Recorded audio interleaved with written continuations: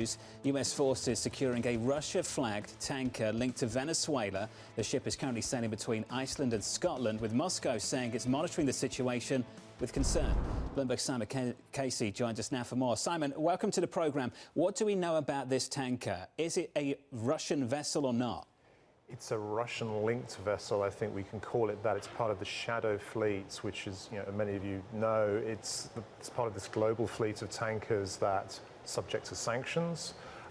Frequently, they turn off their transponders. They sort of literally try to fly under the radar. And this was a tanker that was chased away from the coast of Venezuela last month by U.S. ships when it was trying to dock in Venezuela. As I say, it's a sanctioned vessel. President Trump in recent weeks has implemented this blockade on Venezuela to try to halt exports of oil from the country via sanctioned tankers, part of putting pressure on the regime. This was just before the seizure of Maduro, of course. So this tanker has been sort of chased across the Atlantic, essentially, over the past few weeks, and things have reached a head this morning. Simon, what do you think the consequences are? And I know it's very early days, and I know it's maybe a little bit dangerous to go into the realm of speculation, but as you sit here and watch this play out, what do you think the consequences could be from a situation like this one? Well, it's not the first tanker to be seized, of course. We had another sanctioned tanker seized last month. That tanker was full of oil. This one is empty, by the way. That tanker that's full of oil now sits off the coast of Texas. We expect that in due course the US government will take the legal steps necessary to take ownership of that oil. In this case, the tanker that's just been seized today, it's empty.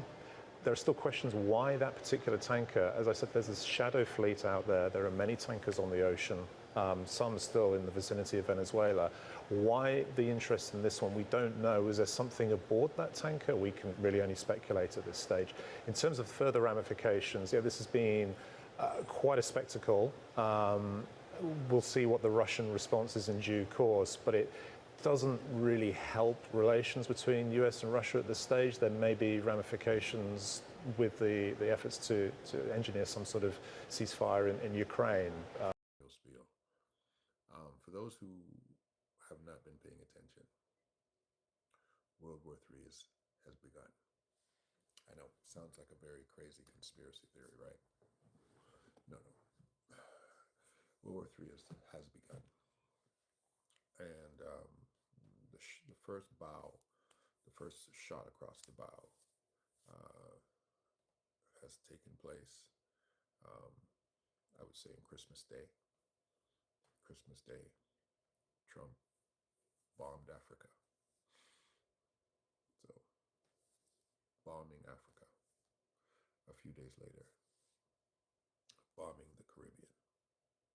And abducting a world leader. I know you've been here for a while, so you know that's happened already. Next, a blockade, a naval blockade taking place in the Caribbean, blocking all Venezuelan oil from going anywhere. Telling people to line up on one side or the other side. Next, threats to independent European nations, Latin America, sovereign constitutional nations. World War III is here.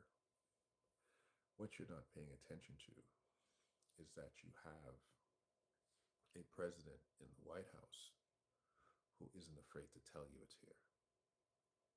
He's not hiding that it's here. Conqueror acquisition mode. He is in the same mentality of Napoleon. He is running like Alexander the Not Great. And he is adopting ancient medieval empire tactics of